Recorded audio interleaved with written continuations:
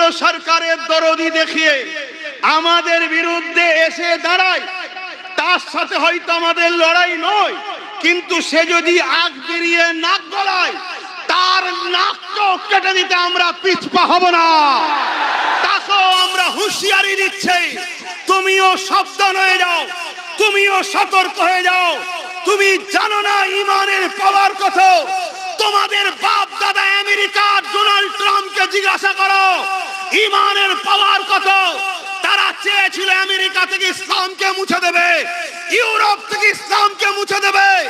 তাদের মিডিয়া বলছে আগামী 40-45 মধ্যে ইউরোপ দুনিয়া হবে সংখ্যাগুরু ইসলাম। জোরে বলুন সুবহানাল্লাহ, আরো চিৎকার দিয়ে বলুন সুবহানাল্লাহ। তাই তোমরা যা করছো করে যাও। আমাদের লড়াই কেন্দ্র সরকারের বিরুদ্ধে। তুমি যদি নাক গলাতে আসো, এমনি তো সমাজে জেনে গেছে ভাই বোনের কারবার চলছে, তাহলে তোমার কিন্তু ছাড় হবে না। তোমার বিরুদ্ধেও কিন্তু আমাদের লড়াই চলবে, ঠিক না বেঠি? প্রয়োজন হয় আমরা যুদ্ধ পর্যন্ত করতে রাজি আছি, ঠিক না বেঠে? আর একটা কথা বলে দিই, এই ওয়াকফের কথা বললে যেসব মুসলিমদের বুকে ব্যথা হবে, ওই সব মুসলমানগুলো সম্বন্ধে দুটো ধারণা রাখবে।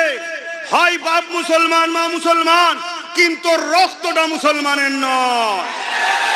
আর নয় ওর বাপও মুসলমান ওর মাও মুসলমান, রক্তও ঠিকই, কিন্তু বেটা হারামখোর খেয়ে খেয়ে খেয়ে খেয়ে ওর রক্ত এখন হারামের হয়ে গেছে। তৃতীয় কোনো কিছু হতে পারে না। সে জেলার সাহেবই হোক, সে পীরের বেটা হোক আর হাজির বেটা হোক, মনে রেখে দিও আমার কাছে মসজিদ মাদ্রাসা আগে। মসজিদ মাদ্রাসার বিরুদ্ধে কোন পীরের বেটা হলে তার বিরুদ্ধেও যুদ্ধ হবে, হাজির বেটা হলেও যুদ্ধ আমাদের চলবে।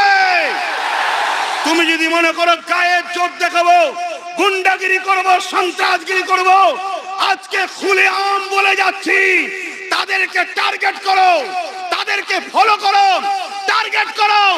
সুযোগ এলে সাহাবারা যেভাবে জালিমদের বিরুদ্ধে সাইজ করেছে, এগুলোকেও সাইজ করে দাও। খুলে আম বলে যাচ্ছি মাইকে, মসজিদের দুশমন যদি কোনো মুসলমানের ঘরের ছেলে হয়, সাহাবারা মুনাফিকের সঙ্গে যে ব্যবহার করেছে, তোমাদের ঘরে এদের সঙ্গে সেই ব্যবহার করতে হবে।